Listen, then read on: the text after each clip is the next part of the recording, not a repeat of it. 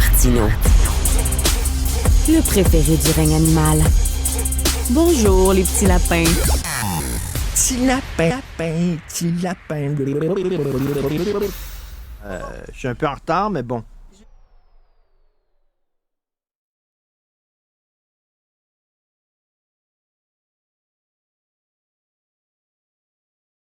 Alors, vous savez, cette histoire extrêmement déchirante de la mère de deux enfants tragiquement tués à Wendake en octobre 2020 par leur père.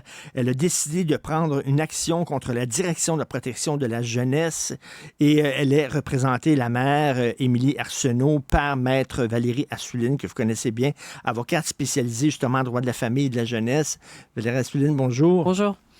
Pourquoi elle a décidé de prendre une action contre la DPJ? Parce qu'elle a essayé d'obtenir de l'aide. En fait, ma cliente, elle faisait confiance à la DPJ. C'est une éducatrice et pour elle, la DPJ pouvait l'aider. Et donc, il y a eu 3 signalements. Un signalement fait par le CHU hospitalier, d'abord, à la naissance de son deuxième enfant. Ensuite, un signalement fait par la Sûreté du Québec et un 3e signalement. Visant le père. Visant le père. Puis, il n'y a rien qui a été fait. Il n'y a rien qui a été fait. Non. Ben, je veux tout de suite régler une chose. Là. Elle réclame une compensation financière fixée à 2,5 millions de dollars. Vous savez, Maître Assouline, à chaque fois qu'il y a de l'argent, il y a des gens qui vont dire « Ah, elle fait ça pour de l'argent. Tellement elle fait ça pour avoir 2,5 millions de dollars dans ses poches. » Il y a des mauvaises langues qui disent toujours ça. Alors, comment on arrive à 2,5 millions? Pourquoi est-ce que... Écoutez, il y a des dommages punitifs et des dommages compensatoires. Mais au-delà de l'argent, on s'entend qu'on ne fait pas ça pour l'argent. Mais c'est la seule façon, peut-être, que les choses vont changer. C'est si on commence à avoir une personne de responsable. Si on commence à se dire, on est responsable. Lorsqu'un enfant décède, il y a une responsabilité. On ne peut pas dire qu'il n'y a personne de responsable. Non, au Québec, il n'y a personne de responsable. Jamais. Ça ne marche pas. Jamais.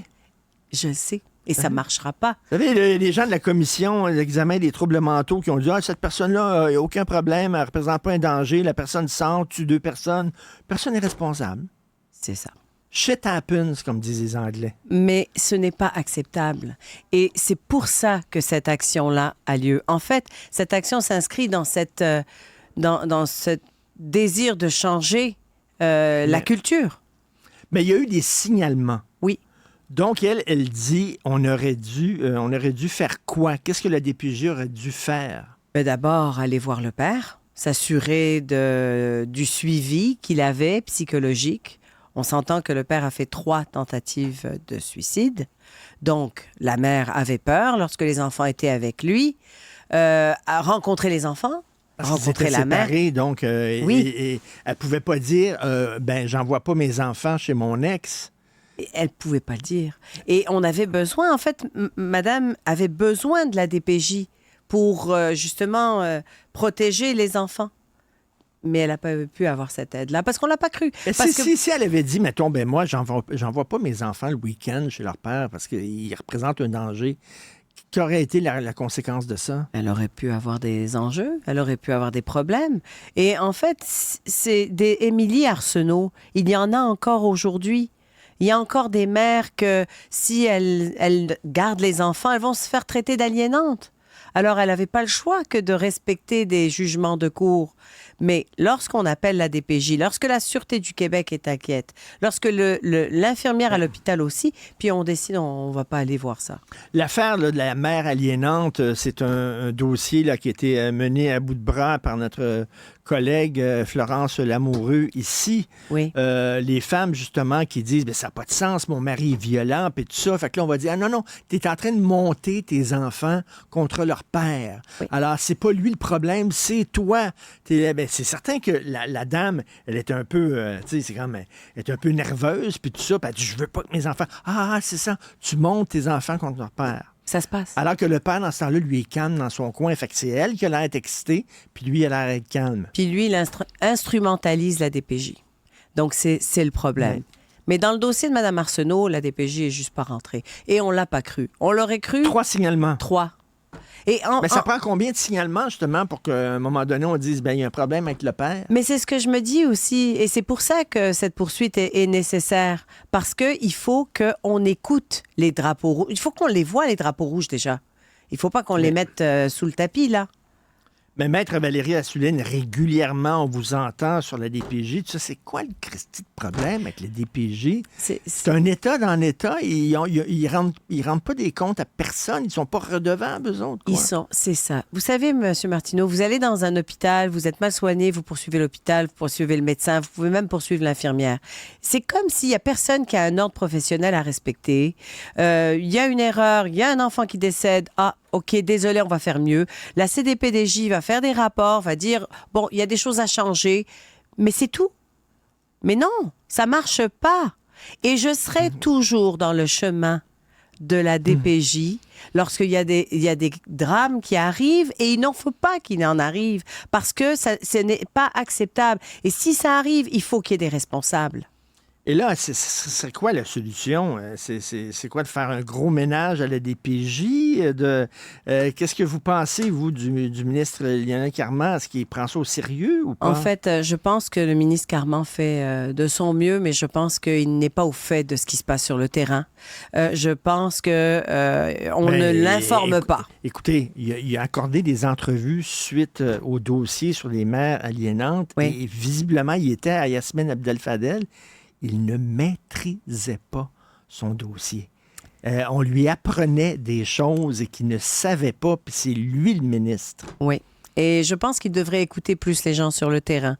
C'est dommage, il y a une commission parlementaire et c'est des gens sur le terrain qui doivent être là et qui doivent lui faire état de la situation. Moi, ce que je peux lui dire aujourd'hui, c'est qu'il y a encore des mères qui ont peur pour leurs enfants et qu'on ne croit pas. Il y a encore des dossiers où on minimise des faits graves, des abus, de la violence conjugale, de la violence post-conjugale, et il n'y a personne qui bouge. Et ce qu'il faut, c'est la culture. La culture de « il n'y a personne qui est responsable », ça ne marche pas.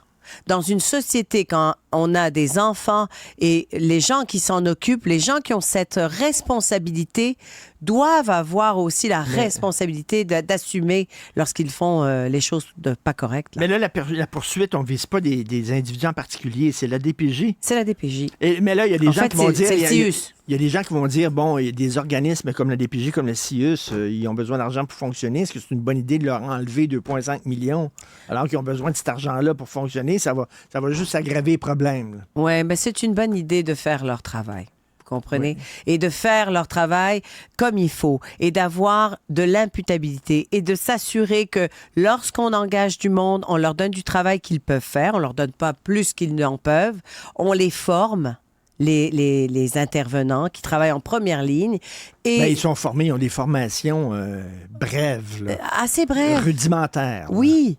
Et ça marche pas parce que vous arrivez au tribunal et on voit et je veux pas décourager les jeunes qui vont à la DPJ, en fait. Les intervenants qui sont jeunes, qui arrivent à la DPJ, il faut les encourager, mais formons-les, donnons-leur le travail qu'elles peuvent supporter, pas plus qu'elles peuvent supporter, parce qu'on n'est pas là pour taper seulement sur les intervenants, là. C'est le système, c'est les gestionnaires, c'est là-haut que ça se passe. C'est pas en bas de la ligne, là. Imputable. Oui. Imputable. Quand vous prenez des décisions qui ont des résultats épouvantables, dramatiques, il faut que quelqu'un paie. Il y a eu 5 enquêtes dans le dossier de Mme Arsenault. 2 enquêtes de la CDPDJ. On a dit, OK, il y a des failles, il y a la formation qui est défaillante, il y a la rétention du personnel, les listes d'attente. Merci, au revoir. C'est le système. C'est comme ça. C'est tombé dans le crack. Mais c'est là où ça marche pas. C'est là où c'est pas acceptable. C'est pour ça que je fais ces poursuites. L'imputabilité. C'est ça.